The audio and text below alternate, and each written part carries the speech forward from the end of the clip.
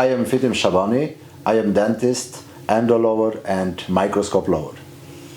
I'm Bernard Fry, the owner of FTC Dental. So Fitim, tell me a little bit about yourself. Well, I love saving teeth. I had the opportunity to learn from great dentists about the endodontics, and I am silver member of Style Italiano Endodontics. In this video project I will give you something back to you. And what about you, Bernhard? Well, I think that's a great attitude, Fitim, and our concept is actually the same. So basically we have great products, but they should come together with great education. It should be convenient, and that's how we came up with this video project idea. And I just have to say thanks so much for all the work, Fitim. Great job. So basically, for all of you, enjoy the video.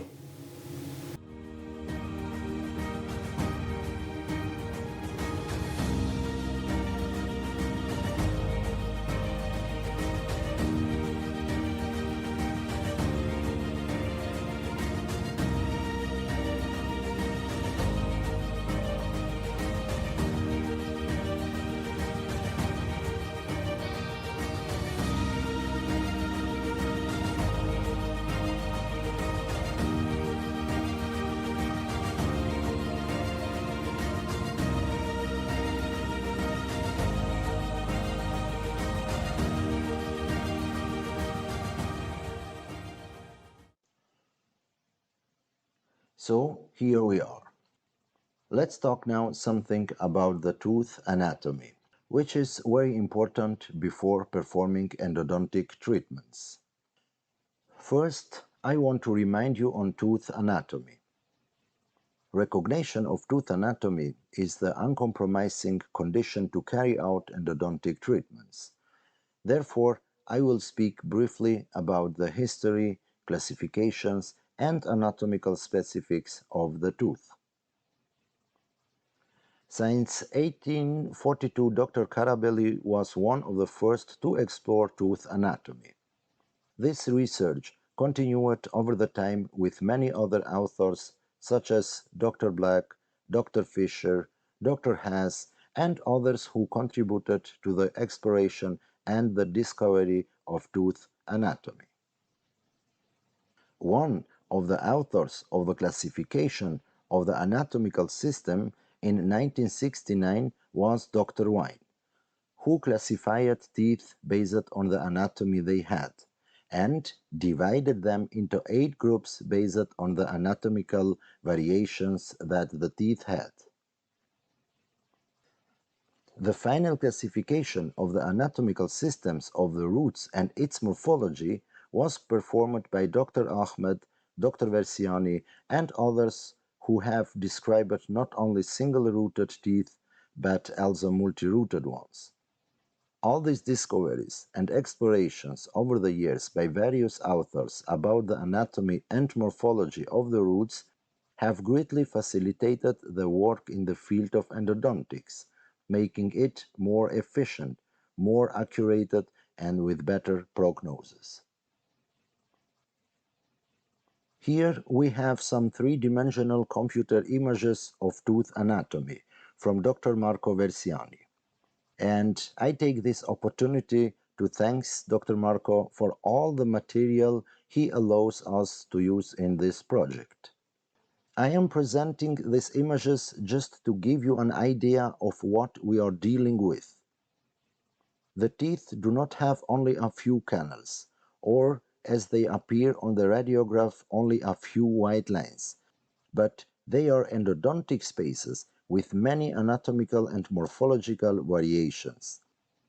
So we have a whole space inside the tooth that we have to treat. If the anatomy of the tooth is three-dimensional, and to treat it, we need to have a system that enables us to prepare, clean, and fill it in a three-dimensional way. Now, I want to present you just 2 clinical cases as an illustration where some mistakes have occurred as a result of not knowing the anatomy. The first case concerns the first mandibular molar, where on radiography we see only a filling insufficiency. But after we have opened the cavity and explored the anatomy of the tooth canals, we found the second distal canal which has been lost during the first treatment. Here we have the intraoral picture after the treatment, where it is clearly seen that the tooth had 4 canals and not 3. Even in the radiograph, if you look carefully, distally there are 2 canals treated and obturated. Let's see another clinical case where we have the same situation of loss of anatomy. Here we have the first maxillary molar where the MB2 canal was lost because the canals have not been correctly explored and treated. On the radiograph and the intraoral picture, you can clearly see the treated MB2 canal was lost in the former treatment. So, knowing the anatomy is very important in endodontic treatments. For more details, I recommend you to read the books and articles from Dr. Marco Versiani and others about the anatomy and morphology of the tooth canals. Let's see now something about the endodontic access cavity. One of the most important steps in endodontic treatments is the endodontic cavity. A proper endodontic cavity leads us to success, otherwise an improper endodontic cavity endangers us every other endodontic step that follows. Regarding the types of endodontic cavities, we recognize 3 types of them: traditional endodontic cavities, conservative endodontic cavities, and ultra-conservative endodontic cavities. Traditional endodontic cavities have the advantage of giving good visibility, but their disadvantage is that they prepare too much and lose a lot of tooth structure, which weakens the tooth as a whole, and the restorative phase in the long term does not have a very good prognosis.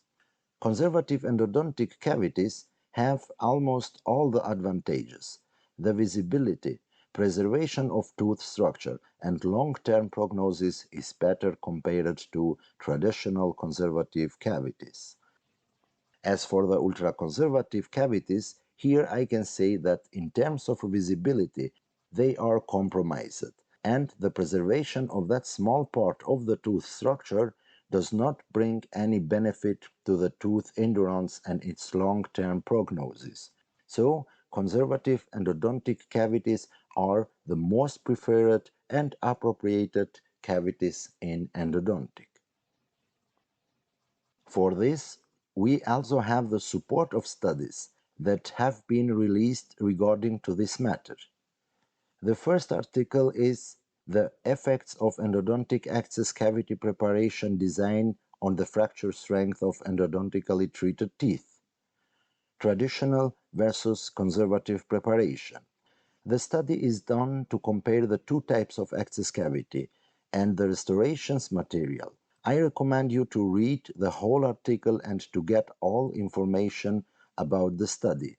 But here I just want to emphasize the result of study, which says conservative endodontic cavity preparation was proposed to reduce fracture risk of endodontically treated teeth. Conservative and traditional endodontic cavity preparation showed similar fracture strength, which was lower than intact teeth.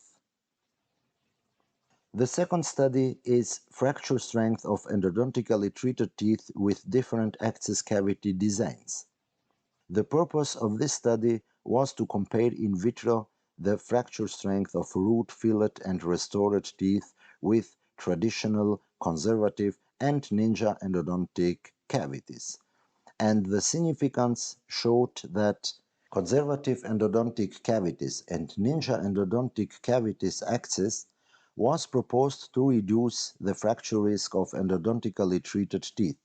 Teeth with conservative endodontic cavities and ninja endodontic cavities showed similar fracture strength, which was higher than that of teeth with traditional endodontic access.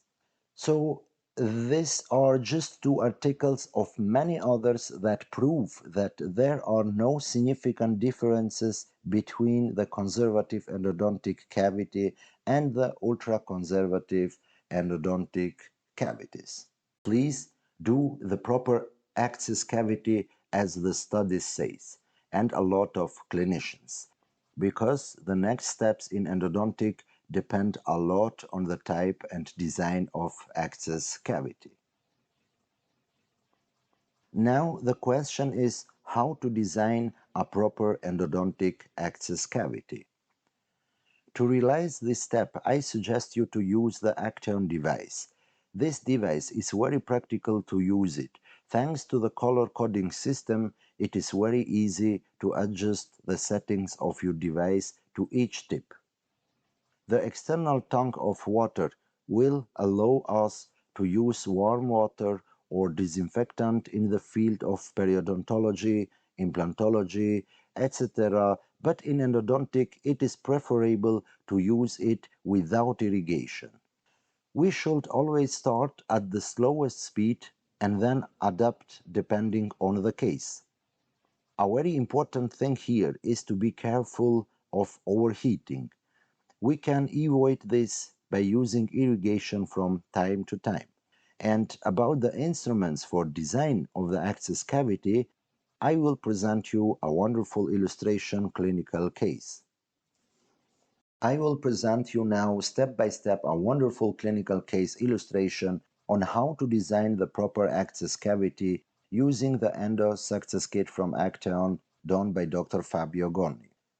So, on the first picture, we see the initial preparation of access cavity. After that, we need first to use the cap 1 tip, which is dedicated to remove the temporary cement and dentinal residues, also for finishing and polishing the walls.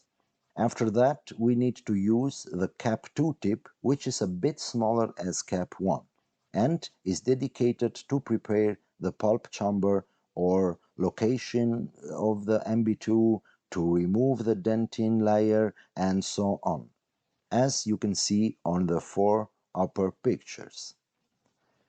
On the first lower left picture, there is the cap 3 tip, which has a very pointed extremity and is dedicated for removing the pulp stones, location of the accessory canals, or location of the MB2, as is the case here. As you can see on the next pictures was located the MB1 and a small MB2 orifices. These are very good instruments to prepare a conservative access cavity based on the minimal invasive methods. And this is what a proper endodontic cavity looks like, where the visibility is very good. The structure of the tooth is preserved with minimal invasive approach, straight line access to all the canals. These types of cavities allow us to prepare, clean, and fill the canals better and easier compared to ninja access cavities. So, after we have opened and designed the access cavity, let's see something about the location of the canal entrances. How to find the canals in an easy and safe way. First of all, we need to have an operating microscope. And I can competently tell you as a microscope speaker that working without an operating microscope is tedious, not easy, and not even safe. So, basic rule in endodontic is use the operating microscope to be more efficient and safe. Here we have some helping methods on how to find and locate the canal entrances. The first one is magnification, radiograph, design of the access cavity. It means that it depends a lot on how we design the access cavity to find easier the canal entrances. White line test, red line test, bubble test, color test, exploring, and some other methods. Here I will present you just the bubble test using the operating microscope on detecting the location, the MB2. For another methods, please visit our endo courses to explain each methods how they works. The bubble test means that we need to use a sodium hypochlorite to identify the canal entrances. We need to put some drops of sodium hypochlorite and we need to wait 1 or 2 minutes, it depends on the case. The sodium hypochlorite penetrate on the canals and dissolve the organic tissue, and during this process it would be air bubbles created. As you can see in this endo sequence, and if we see the bubbles, that means that there is a canal entrance. Once more again, the bubbles can be seen in most of cases just with operating microscope. That's why using the microscope is a must.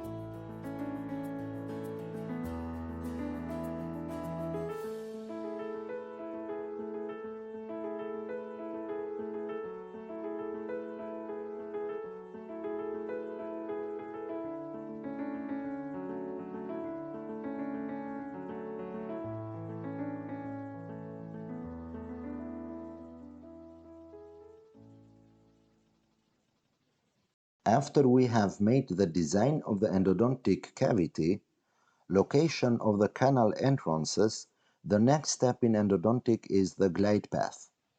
I will now present all the instruments we need to perform the glide path, instrumentation and cleaning, which we will talk about below. Here we have all the necessary instruments to realize a three-dimensional treatment. The first instrument called BioRace 0, which is dedicated for opening canal entrances. The second one is the manual file ISO 15. The XP-endo Shaper, a special instrument for 3D preparation, and the XP-endo Finisher, which is dedicated for cleaning and activation. We will talk now about the BioRace 0 and glide path, and in the next video we will explain the use of the XP-endo Shaper and XP-endo Finisher. Before performing glide path, it is very important to slightly expand the canal orifices using the BioRace 0 instrument, which is very practical to use it, whereby we facilitate the access of the instruments and their better preparation and irrigation. The protocol of use the BioRace 0 instrument referring to Dr. Gilberto de Bellian is: first, we have to place the instrument passively in the canal until the first resistance we encounter. Then we place the stopper at a reference point. We take the instrument out and we add 3 or 4 mm on the length depending the curvature. And then we do the preparation of that part. But beware, not all cases are the same. It depends on the cases that we are treating. Let's see now a clinical case How easier to carry out the glide path phase. Condition to use XP-endo Shaper instrument is we to achieve canal width in the size of ISO 15.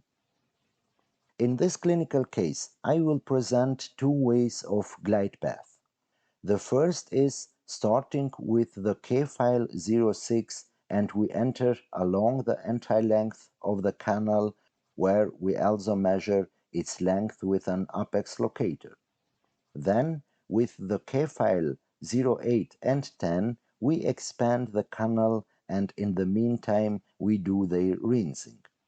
And finally we enter the canal with ISO 15 and at the moment we manage to passively enter the canal with ISO 15, it is an indicator that we are ready to start preparing with XP-endo Shaper.